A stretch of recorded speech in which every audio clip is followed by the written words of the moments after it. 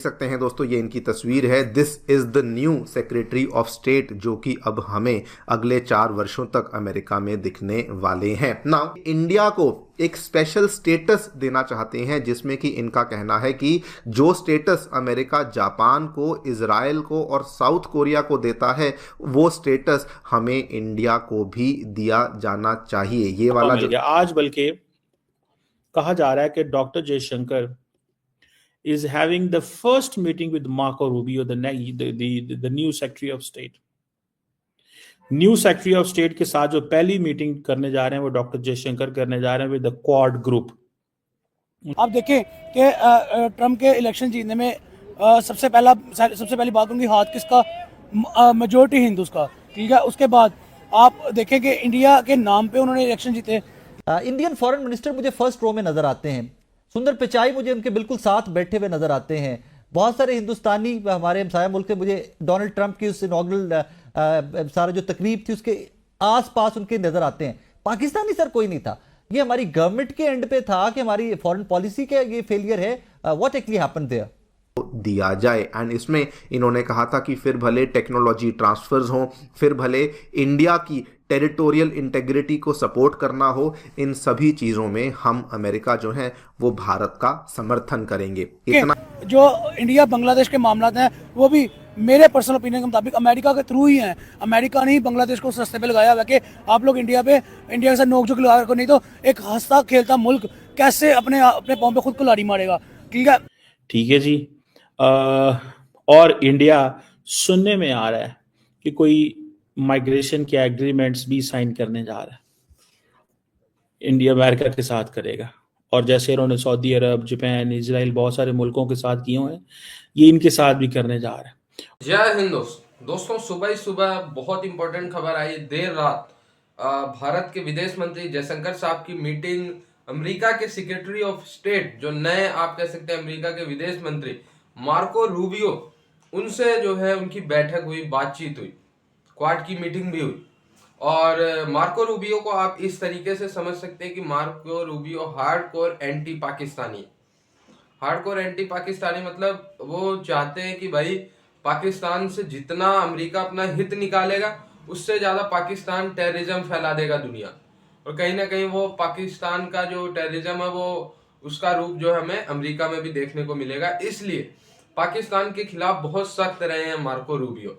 और वहीं Marco Rubio का एक स्टेटमेंट वायरल हो रहा है कि उन्होंने कहा है कि भारत को इजराइल, इसके बाद फिर इजराइल के अलावा जो जापान और एक देश है शायद कोरिया है, ये शायद उत्तर कोरिया है, हाँ, इसके तरह भारत को भी पार्टनर बनाना चाहिए और क्लोजेस्ट अलाई के लिस्ट में भारत को शामिल करना चाहिए। जितना क्लोज इजराइल है उतना ही क्लोज दर्जा भारत को भी देना पड़ेगा अमेरिका को, ठीक है, अगर अमेरिका को अपना प्रभुत्व मजबूत करना है। हालांकि भारत हमेशा इसके खिलाफ रहा है कि इजराइल की तरह, कोरिया की तरह और जापान की तरह भारत जो है अमेरिका का पिछलग्गा नहीं बन सकता। भारत डिसीजन अपने हिसाब से लेगा। तो मार्को रूबियो का ये स्टेटमेंट उनके लिए अच्छा है, लेकिन भारत तो पिछलग्गू नहीं बनेगा अमेरिका का। उनको भी हम लोग हटाने के लिए तैयार हैं। ऑब्वियसली अब जब मार्को रूबियो इतनी सीनियर पोजीशन पर आ चुके हैं तो चाइना इनको डेफिनेटली इग्नोर तो नहीं कर सकता है। लेकिन अगर मैं भारत को लेकर बात करूं तो दोस्तों, इनका भारत को लेकर जो स्टैंड रहा है वो एक बहुत ही स्पेशल स्टैंड रहा है। आपको थोड़ा सा इनकी पॉलिसी को समझाने के लिए एक एग्जाम्पल देता हूं। जस्ट आज से 5 महीने पहले की बात है, आप लोग खबर देखिए, जुलाई 26, 2024 की है। यूएस के सेनेट में एक बिल इंट्रोड्यूस किया गया था जिसमें कि इन्होंने 3-4 बातें कही थी। ये वाला जो बिल था, इसमें ये सेनेटर मार्को रूबियो के द्वारा ही इस बिल को लाया गया था। आप लोग देखिए कि in order to strengthen our partnership with India, it is essential कि हम लोग स्ट्रेटेजिक रिलेशनशिप और बेहतर करें। और इस बिल में इन्होंने 3 बातें कही थी। सबसे पहली बात इन्होंने कहा था कि हम ये प्रपोज करते हैं कि जो दर्जा अमेरिका जापान को देता है, जो दर्जा अमेरिका साउथ कोरिया को देता है एंड इजराइल को देता है, वही सेम दर्जा हम चाहते हैं कि इंडिया को दिया जाए। एंड इसमें इन्होंने कहा था कि फिर भले टेक्नोलॉजी ट्रांसफर्स हों, फिर भले इंडिया की टेरिटोरियल इंटेग्रिटी को सपोर्ट करना हो, इन सभी चीज़ों में हम अमेरिका जो है वो भारत का समर्थन करेंगे। इतना ही नहीं, इन्होंने दूसरी बात यहाँ पर देखिए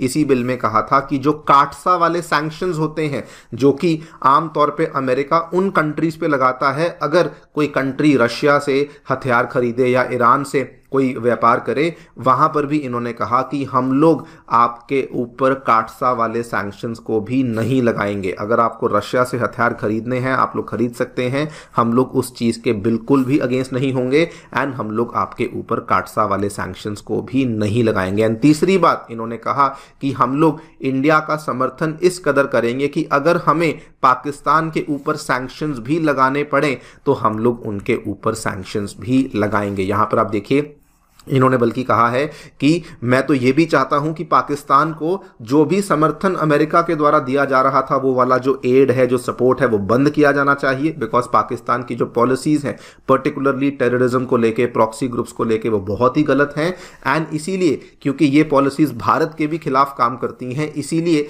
जो भी एड और सपोर्ट जो यूएसए से पाकिस्तान को जाता है उसको भी हम लोग यहाँ पर बंद करना चाहते हैं। बेसिकली अगर मैं इसका सार निकालूं तो इन्होंने ये कहा था कि हम इंडिया को एक टॉप एलाई की तरह यहाँ पे ट्रीट करना चाहते हैं। जैसा दर्जा हम लोग जापान, इजराइल, साउथ कोरिया और हमारे नाटो मेंबर्स को देते हैं, वैसा ही दर्जा हम लोग भारत को देना चाहते हैं। आप अगर सोच रहे हैं कि ये सुनने में बहुत ही अजीब लगता है कि अमेरिका पाकिस्तान को समर्थन देना बंद कर देगा, दोस्तों अजीब बिल्कुल भी नहीं है। पिछली बार जब डोनाल्ड ट्रंप पावर में थे तो 2018 में देखिए इन्होंने एक टाइम पर पाकिस्तान को जाने वाला जो ये $1.3 बिलियन एड था ये एकदम से रोक दिया था। एंड इन्होंने अपनी एडमिनिस्ट्रेशन, जो इनका पहला एडमिनिस्ट्रेशन था, तो उसके एंड में भी यही कहा था कि हम लोग पाकिस्तान को सपोर्ट नहीं करना चाहते हैं। अब उनके फॉरेन सेक्रेटरी भी वैसे ही आ गए हैं और अब डोनाल्ड ट्रंप भी, मैं ऑलमोस्ट श्योर हूं कि पाकिस्तान को इनकी तरफ से किसी प्रकार का भी सपोर्ट नहीं मिलने वाला है। देखते हैं आगे क्या होता है कि किस तरीके से मार्को रूबियो अपनी पॉलिसीज लेकर आते हैं, भारत को एग्जैक्टली क्या फायदा होगा। लेकिन जो एक स्टैंड है वो हमें बहुत ही क्लियरली यहाँ पे नजर आ रहा है। वैसे आपको डोनाल्ड ट्रंप के कैबिनेट के बारे में बता दूं कि अभी जो बाकी लोगों की इलेक्शन है वो चल रही है। डोनाल्ड ट्रंप ने ऑब्वियसली अपने नाम दे दिए हैं, लेकिन इन सभी नाम को देने के बाद सेनेट भी, और इंडिया और अमेरिका जो कोऑपरेशन है that is going to be on mobility. ये एक मोबिलिटी के ऊपर जो है वो होने जा रहा है। अब समझ लें कि लीगल माइग्रेशन जो है वो तैयार हो रही है और लीगल माइग्रेशन के जितने भी तरीके हैं, ठीक है, 18,000 वापस ले लो, 18,000 वापस ले लो और 18,000 वापस ले लो और कोई 1,02,000 जो है वो ले जाओ, लेकिन किसी और तरीके से ले जाओ। 1,02,000 किसी और तरीके से ले जाओ। That is going to be the policy. ये वो पॉलिसी है जो नजर आ रही है मुझे। और इस सिलसिले में समझ लें कि ये जो जिसे वो कहते हैं ना, वो कहते हैं जी कि हम इंडिया, आपको पता, अच्छा मजे की बात यह है कि पूरी दुनिया के अंदर इंडियंस इलीगल हैं लेकिन बदनाम पाकिस्तानी होते हैं। वो कैसे? बिकॉज इंडियंस जाते बड़ी इज्जत से हैं। इंडियंस मारते हैं छलांग यहाँ से Mexico I think on arrival visa, वहां से डंकी लगा के अमेरिका। यूरोप जाते हैं, यहाँ से वो ईस्टर्न यूरोप कहीं पहुंच जाते हैं, सर्बिया, कोसोवो, इधर उधर, वहां से बीच में से डंकियां लगा के यूरोप। हमारे लोग बेचारे सख्त, उनको तो टर्की का वीजा भी नहीं मिलता, तो टर्की पहुंचते हैं, वहां से वो आगे चले जाते हैं।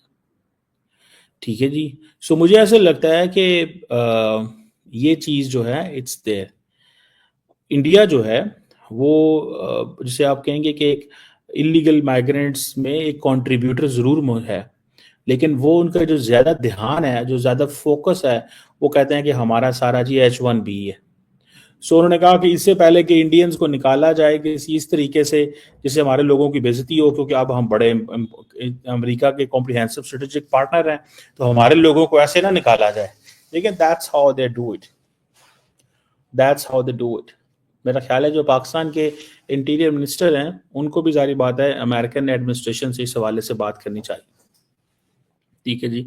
और ये जो मैक्सिको, वेनेजुएला, ग्वाटेमाला, ये वो मुल्क हैं जहाँ पे ज़्यादातर इंडियंस पहुँचे हैं, वहाँ पे जहाँ से वो आगे फिर निकलते हैं। और फिर इसमें आप देख लें कि ये अब एक तरफ इंडिया अपने लोगों को निकाल लिया, इस चैनल से निकाल लिया, ठीक है, कि हमें वापस कर दे, हमारे लोगों के साथ ज्यादती ना हो, हमारे लोगों के साथ ज्यादती ना हो। देखें, ये इसको कहते हैं प्रीएम्प्ट करना। इंडियंस ने प्रीएम्प्ट किया है, ठीक है जी। और मैंने ये महसूस किया है कि उन्होंने जब लास्ट टाइम, अब देखें ना, पता चल रहा है, जब लास्ट टाइम डॉक्टर जयशंकर दिसंबर में गए थे अमेरिका,